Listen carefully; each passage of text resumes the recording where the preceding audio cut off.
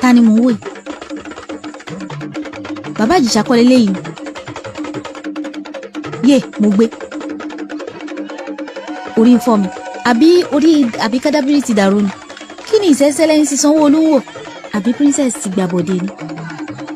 Àbí Bùkúnmi gan ya wèrè ni? Kí ni wọ́n wò tán fi release Bàbá Ìjẹ̀ṣà? Kò gbọ́dọ̀ jáde. Ojú tì leléyìí.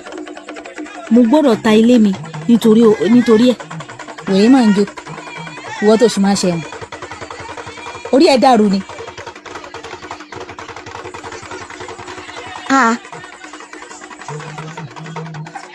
Ta ló yọ wèrè lẹ́wọ̀n sẹ̀? Ṣé wọ́n kọ́ ni mò ń bá wí ni? Ta ló release Bàbá Ìjẹ̀ṣà? Mo máa Google. Ta ló release Bàbá Ìjẹ̀ṣà? Mo máa Google.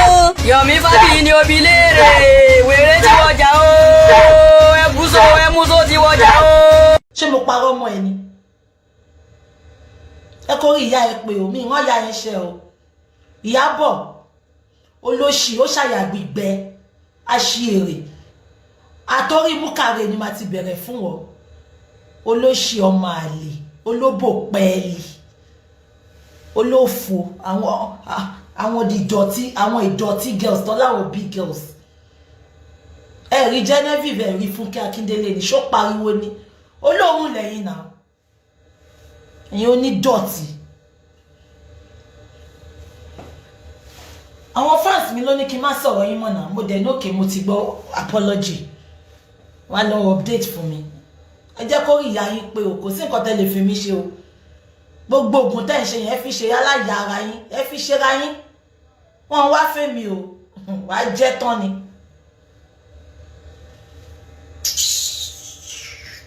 On bá yín wípé nǹkan tẹ́ ṣe ò dá o dẹ̀ tí à ń update èmi ló ń fún lọ update. Association àfàwọn olóṣó ni wọ́n fẹ́ wọ́n update fèbí. Abẹ́ ṣe èrè náà ló máa jẹ mí rọ̀. Já wọ́n wo rọ̀. Ṣọ́gbẹ́nu tèmi Fálágbàfọ̀ ni. Àwọn wo?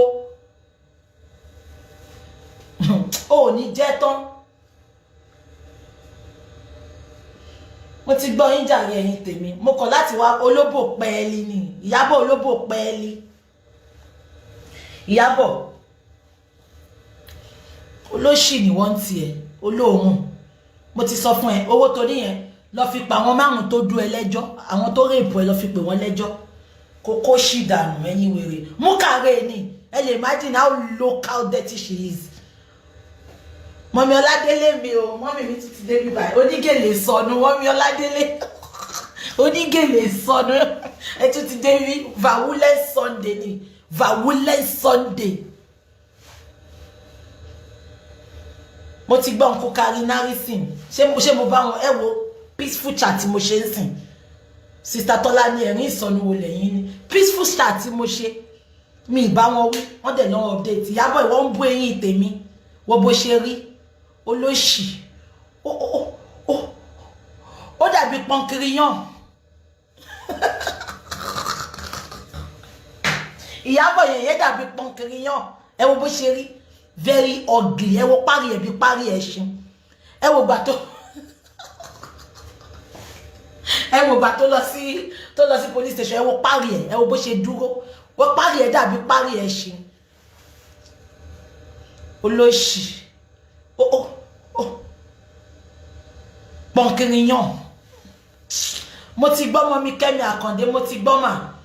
Nǹkan tó ń ṣe ò dáná. Ìyábọ̀ ni ẹ dàbí pọ́nkiriyàn. Ó dàbí àwọn tó ń jó lẹ́yìn Àwílò Lògòmbà. Ìyẹn Ìyábọ̀ yẹn ó pọ́n rí ó pọ́njú, ó dàbí wèrè. Àwọn wèrè onídọ̀tí ẹ wo association wọn yìí fẹ́ sọ̀rọ̀ sí mi. Mọ́mí Ọládélé ẹ̀ lè bá mi jà onígèlè sọnù. Ìyàwó ọjọ́ yẹn ìyẹn dàbí pọ́nkiriyàn olóṣì abiagba tó lóhun abiamọ olófò olóbò pẹ́ẹ́lí gbogbo èyí tó fi jẹ́ kó lọ́yàn gbogbo ẹ̀. Wọ́n sọ pé mi ń jà kiri ẹ̀yin ò jà kiri ṣọ́ fídíò èmi tí mo lọ sí pàǹtí.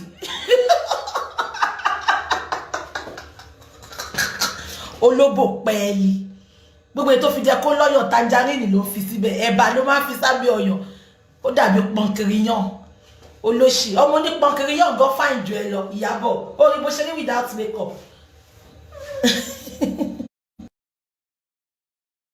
without makeup ńjọ́ yẹn párí ẹ̀ dàbí párí ẹ̀ ṣe. Sister Remi Aregbe mo ti gbọ́jà rẹ̀ jẹ́ kí n máa lọ. Smello ni wọ́n náà jébè bá mi sọ fún wọn.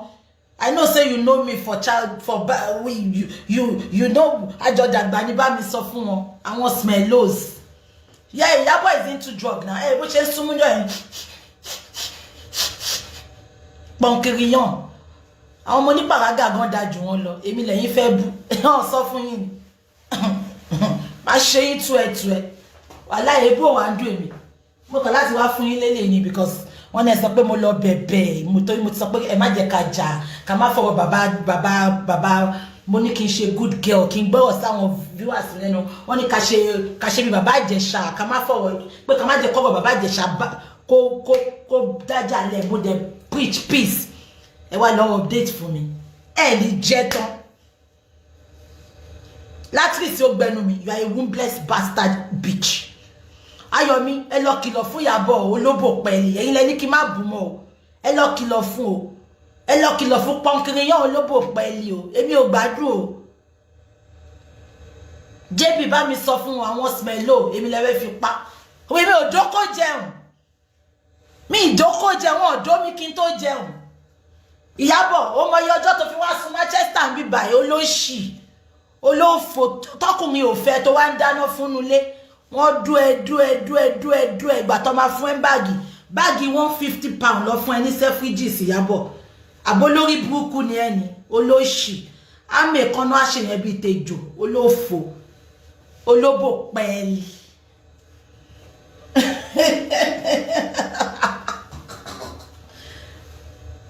Àwọn olóṣì àwọn aláwòkọ ọpọlọ ṣọ́ńdó èmi kí n tó jẹun ni.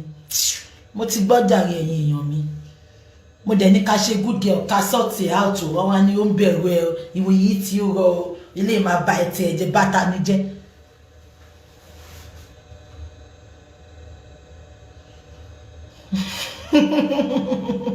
Ẹ lè imagine Uncle JB, you can imagine.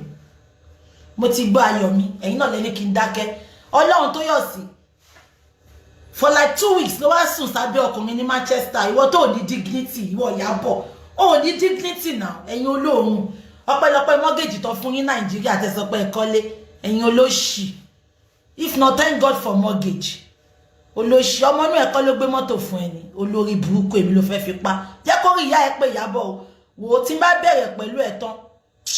Ìyá á jí níbi tó pa sí tó fi ṣògùn owó ni. Larry Town Market. Wombless bitch. Ṣé bí nǹkan tí Ìyá Pasuma ò ṣe gbà kó fọ́mọ òun nìyẹn. Wọ́n lọ wádìí wọ́n sọ pé ó lè bímọ. Tó gbogbo nǹkan tó fi jẹ́ kó bímọ Larry ó ti fi ṣògùn owó ṣé mo parọ́ ni.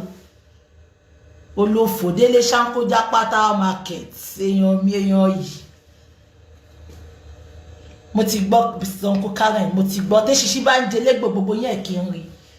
Ẹ rí bó ṣe wá fún mi ni. Mo ti gbọ́ Uncle Ray, mo ti gbọ́. Ẹ ṣe gbogbo yẹn mọ̀ pé ní tìjú mi ni gbogbo yín.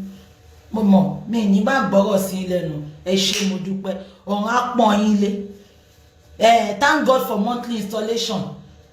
Èlò ló ń san. Olóṣì ọmọ, olófò. Ó pàyà ẹ̀tọ́ ó ṣílé, olóhun ṣílé. Abẹ́fẹ́ kí n gbá ẹ̀yin márùn lọ́sọ̀.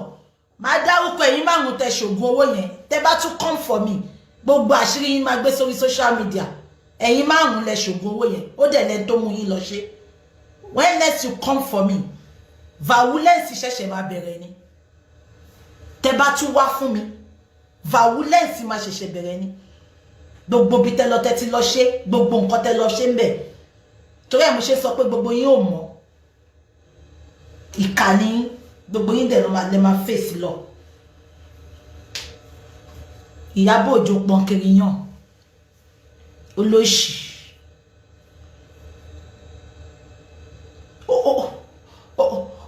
Ó yúzù mú kàrè ìtàn ó dọ̀m̀pù ẹ̀. Ìgbà tó ráwọn ṣúgà dàdí olóṣì. Odò tó gbàgbé orísun ẹ̀ ni. Ó máa ṣorí burúkú dọjọ́ alẹ́ ni. Èmi ni wọ́n fẹ́ kọ́, èmi ni wọ́n bú eyín mi. Ó ti wáyé pé mo ti bú eyín mi kó tó bu ni.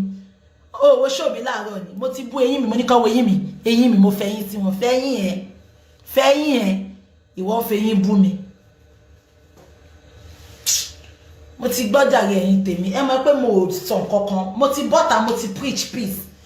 that barren bastard called idiot Larrit èmi ló wà lọ́wọ́ update fún welcome to Egypt go nígbà yín tí bá finish pẹ̀lú yín mo ti gbọ́ àwọn mọ́mì mi àmì àwọn dáàdì mi àwọn ẹ̀gbọ́n mi àwọn àbúrò mi mo ṣe mo ti gbọ́ màá máa lọ ẹ ṣe mo ti fi wọ́n lẹ̀ mo kàn láti wá fún wọn jẹ ni because wọ́n sọ pé mò ń bẹ̀rù wọn wọ́n sọ pé mo abẹ́ ya wèrè ni ṣé mi jẹ́ tó ń bẹ̀rù èèyàn ni I'm a fearless lioness I fear no evil I see no evil if you bring it I give it to you ẹ má lọ wá gbogbo bí láti léyàn o ẹni kemi máa bọ̀ Nàìjíríà tásìkò bá tó ẹ̀yin tẹ́tẹ́ fẹ́ mú mi Nàìjíríà ti pọ̀ báyìí ẹ kúkú mọ̀ pé tí n bá ti ń lọ máa ṣe fídíò ni mo ti ń lọ ẹ ní jẹ́ tán ìyá yín ò ní ṣe irú ẹ̀ mọ́ èmi tí mo sọ bẹ́ẹ̀ ni olóṣì wọ́n á dú ọ̀rẹ́ méjì pọ̀ wọ́n á ṣe threesome fún Ìyábọ̀ má jẹ́ kí n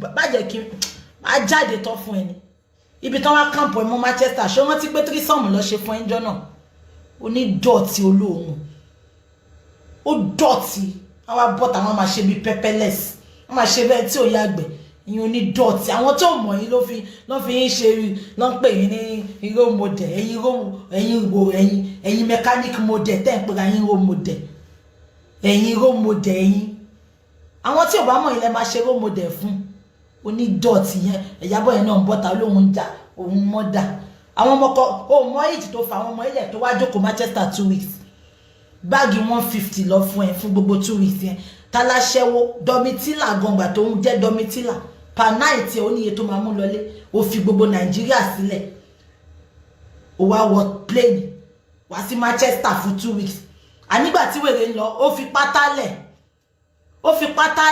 ó fi bra àwọn bọ̀bọ̀ yẹn kàn fi ń ṣe yẹ̀yẹ́ ni èmi lọ ta oúnjẹ fún wọn bẹ́ẹ̀ ni o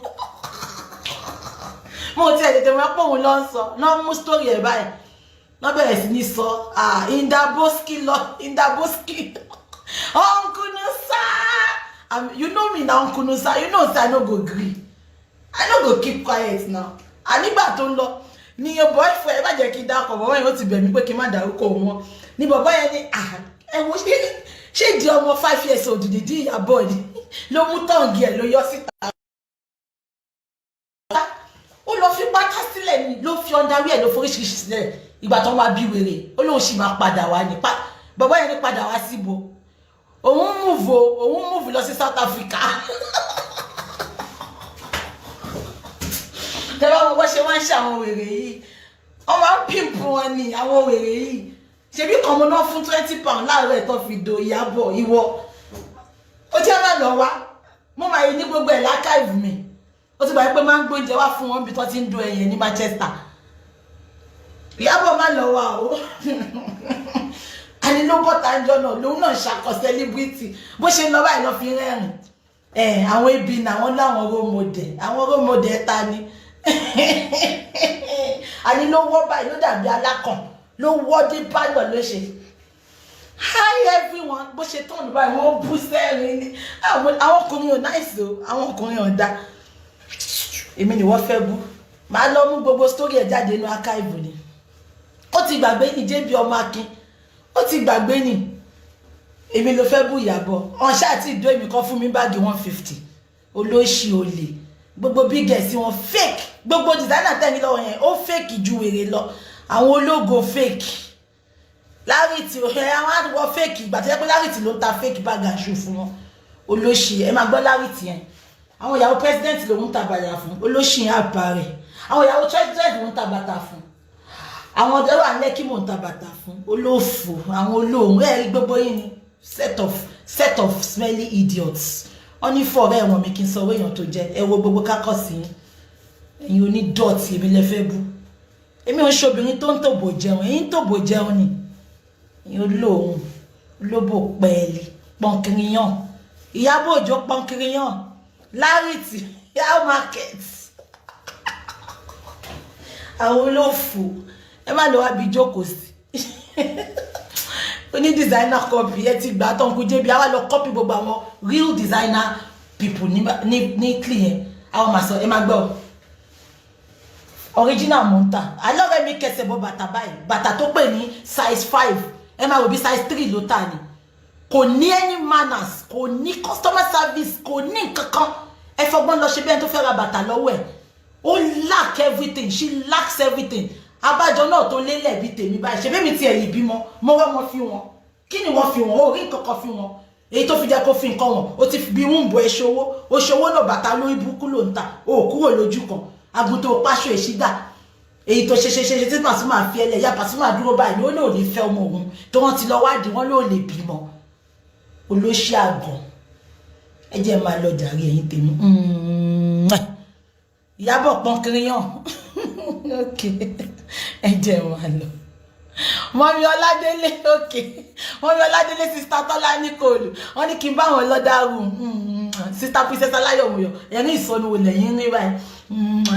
Ìwé ẹ̀rín ìsọnù. Okay, mo ti tọ́ ẹ̀yin tèmi. Ẹ̀yin tèmi wọ́n ti sọ pé ó ti tó okay, mo ti gbọ́. Olóṣó ni onídọ̀tí ni wọ́n.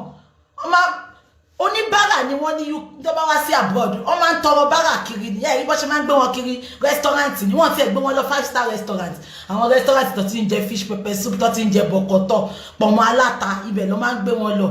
Àwọn onídọ̀tí wọ́n wá dé line jàdájá lẹ́tí máa ṣe pé èmi lẹ́ni kan fẹ́ ṣe kinní fún. Ìyẹn olóòrùn. Ẹni ṣe wẹ́ mo ti gbọ́ àwọn ọmọ mi ti lọ bá mi lọ́dà òun méje máa lọ. Okay. You will call me later, Uncle JP. Okay, Ọmọ Akin. No worries now. We go yarn later. One love. Mommy Buki, Mommy Buki in Florida. Auntie Buki. Ọ̀rọ̀ yẹn pọ̀. Ẹ ṣe díẹ̀. Ẹ jọ̀ọ́ ẹ ṣe díẹ̀. Ọ̀rọ̀ yẹn pọ̀. Ẹ má jẹ́ ká Aunty Ìyábọ̀ tún lọ máa bú sẹ́kún lélẹ̀ ìdókòó yìí. Ṣé mọ̀ pé wọ́n ti jà? Wọn ò rí nǹkan sí. Ṣé ti gẹ̀tẹ̀ sí? Wọ́n ti ṣe bí olórí burúkú wájú pàǹtí. Aunty Ìyábọ̀ ò rí nǹkan sí. Nísìnyí ẹkún ló máa kù. Wọ́n tún wá calm down sìn. Tẹ bá tún lọ ń bú wọn bẹ́ẹ̀ wọ́n máa bú sẹ́kún. Ẹ jọ̀ọ́ ẹ máa díẹ̀. A ti sọ fún yín náà pé ṣe rí wọn ò ní fẹ́ bẹ̀bẹ̀. Ṣé ti gẹ̀tẹ̀ sí torí ìgbéraga òfò. And ibi téèyàn ò sí Ọlọ́run ọba wà ńbẹ̀. Ọlọ́run ló intercept nílùú kéèsì Ìjẹ̀ṣà yìí torí tó bá jẹ́ pé èèyàn tó lè gbóbò lẹ́ni ẹni pé wọ́n ti fi òbò bà nǹkan jẹ́ bọ́ Ọlọ́run jẹ́ kó bò expire. So ẹ jọ̀ọ́ a mọ̀ pé gbogbo calmness yẹn náà àti gbogbo fídíò tán delete yẹn náà torí pé wọ́n fẹ́ bẹ̀bẹ̀ ni bọ́ wọn ò ní bẹ̀bẹ̀. Ṣé ti gẹ̀tẹ̀ sí? Ẹ jọ̀ọ́ díẹ̀. Mo mọ̀ pé gbogbo yín ti mí Ìyábọ̀ sí mọ̀ ẹ jọ̀ọ́ jẹ́ a máa ṣe díẹ̀. Ẹ má tún jẹ́ àtúnṣe ọ́ di victim torí òun fara ẹ̀ tún lè imprison ara ẹ̀ pẹ̀lú òbú ẹ̀ tó mọ̀ gbé lẹ́yìn. Ẹ jọ̀ọ́ díẹ̀. Abẹ́ ẹ̀ tún rí àwa la tún bá wọn bẹ̀bẹ̀ ń sìn torí wọ́n rò pé àwọn King Kong àwọn kìíní abẹ́ ẹ̀ rí bó ṣe calm down ohun tó bá tún yára lé ẹjọ́ wàrà. So ẹjọ́ díẹ̀ ẹ bá wa ṣe Ìyábọ̀ díẹ̀. Bukky Jesse ìyẹn ti pọ̀ jù ó ti pọ̀ jù pẹ̀tù mọ̀ pé Aunty Ìyábọ̀ tún lọ ń dókó ní Manchester gbogbo alákòókò mọ iṣẹ́ tó ń ṣe náà iṣẹ́ tó ń mú lójú pálí àti cream àti surgery lójú pálí. So díẹ̀ kí ló wá kù kò sí náà ìgbà tó yẹ pé èèyàn ti lè bóra èèyàn ti lè gbóbò lẹ̀ ìgbà èèyàn ti lè fòrì ìyá ṣògùn owó èèyàn ti lè ṣe gbogbo yẹn kò lè ní brain mọ́ náà gbogbo nǹkan tó ń lé èèyàn ti lè sue 100 million. So kí ló tún kù? Ẹ mọ̀ pé owó yìí náà ni. So ẹ jọ̀ọ́ ẹ máa bá wa tẹ̀ díẹ̀ fún Aunty Ìyábọ̀. Ẹ jọ̀ọ́ ẹ máa bá wa yí díẹ̀.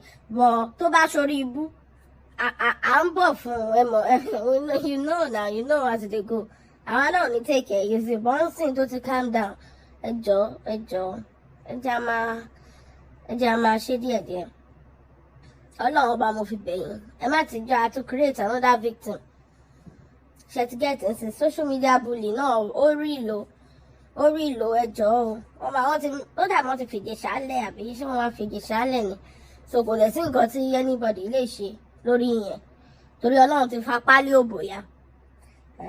So ẹjọ́ ẹ má tún jẹ́ create victim mi because ẹ̀yin náà lè máa sọ pé díẹ̀ tó nínú nǹkan oníǹkan gbogbo wa ti kéyìn sí àti bububu ẹja fi sílẹ̀ sí òun náà sọ pé òun fẹ́ peace tẹ́lẹ̀ ló sọ pé òun fẹ́ peace àwa náà wà fún wípé àní fún ẹ ní peace bọ̀ nísìnyí ó ti sọ pé òun fẹ́ peace ẹja fún ní peace náà bọ̀ ọ̀rọ̀ yẹn ti pọ̀ ju ẹjọ́ nítorí Ọlọ́run ẹjọ́ díẹ̀ ẹ tán volume yẹn down ẹ jọ̀ọ́ àǹtí Bukky máa yí volume yẹn wá sílẹ̀ díẹ̀díẹ̀ ẹ jọ̀ọ́ ẹ má jẹ́ káyé wọn bàjẹ́ tán sí gbòòrò gbogbo eléyìí tẹ́ tún sọ èmi ò tún gbọ́ tẹ́lẹ̀ èmi ò tún gbọ́ rí èmi ò mọ̀ pé wọ́n tún wá ní ó kó gba báàgì inú ilé ni orí mi ò obìnrin ẹ lọ ṣiṣẹ́ ẹ má má ó kó mà lè ṣe ẹni tí ilé ayé yín àtẹ̀túmọ̀ pé ilé gan tó ń kígbe pé mortgage Bukky Jesse ó ti balẹ̀ jẹ́ ó ti bà gbogbo ìlú jẹ́ jọ̀ọ́ díẹ̀díẹ̀ tébù máa ti mì this is a violence Sunday àbí whatever day it is tébù yìí máa bàjẹ́ tébù yìí máa fún àṣẹ ilé mortgage láti yàwó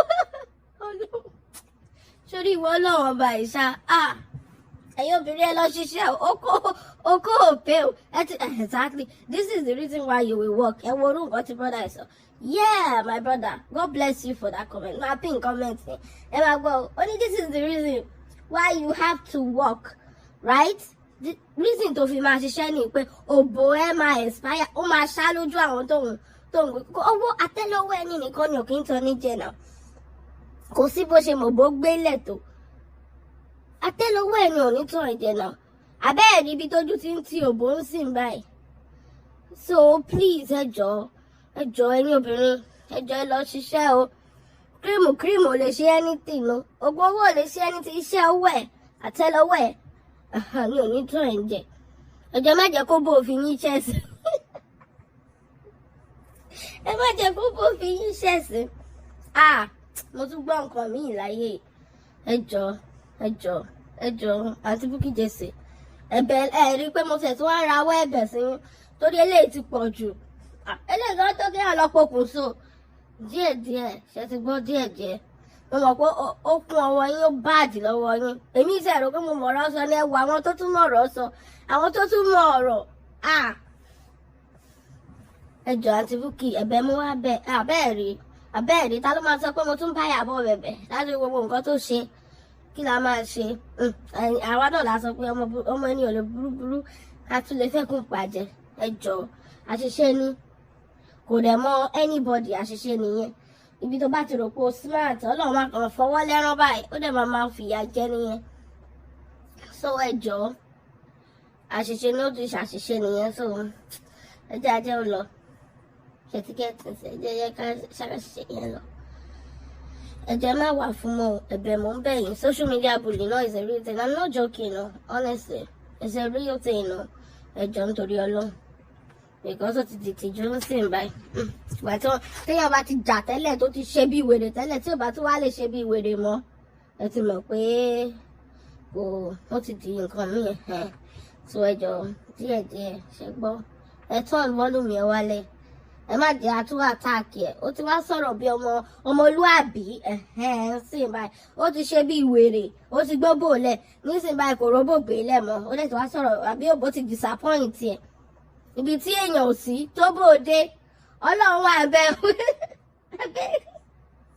ibi tójú èèyàn ò tó tójú òbò tó ọlọ́run wà bẹ́ẹ̀ láti wá buyọ̀ sórí òbò yẹn láti wá bu ásìdì sórí òbò ọlọ́run ti bu ásìdì sórí òbò sí i o ẹ jọ̀ọ́ ṣe gbọ́ ẹ jẹ́ àfilẹ̀ ẹjọ́ nítorí Ọlọ́run ó ti wá ṣe tútù ń sìn báyìí pé òbò ń ti ṣá o eléyìí á ti fi jẹ́ kó yé pé òbò ẹ o kò ní first class mọ́ o third class ló ní third class ni ìṣayé gbà yẹn mọ́ o tó fòfòbò ń rọ́yàn lọ sẹ́wọ̀n third class lòbò ẹ ní sìn so ẹjẹ́ àfilẹ̀ sí ẹjọ́ ṣe gbọ́ abẹ́rẹ́ ẹ̀bẹ̀ la máa bẹ̀yìn o ẹjọ́ ẹ̀filẹ̀ tó bá wá padà wá tó wá ṣe bí wèrè tí Ìjẹ̀ṣà bá ti jáde ìyẹn gbọ́ngàn lèmi dúró dé o mo fẹ́ kí Ìjẹ̀ṣà jáde toró gbọ́dọ̀ fò sókè kó lọ bá ń lé kó yá jẹ kó gbé ìbọn sí lórí bó ṣe ń kí iwájú police station yẹn ìyẹn gbọ́ngàn lèmi dúró dé gbogbo nǹkan tẹ̀mí ti kó dání láti fi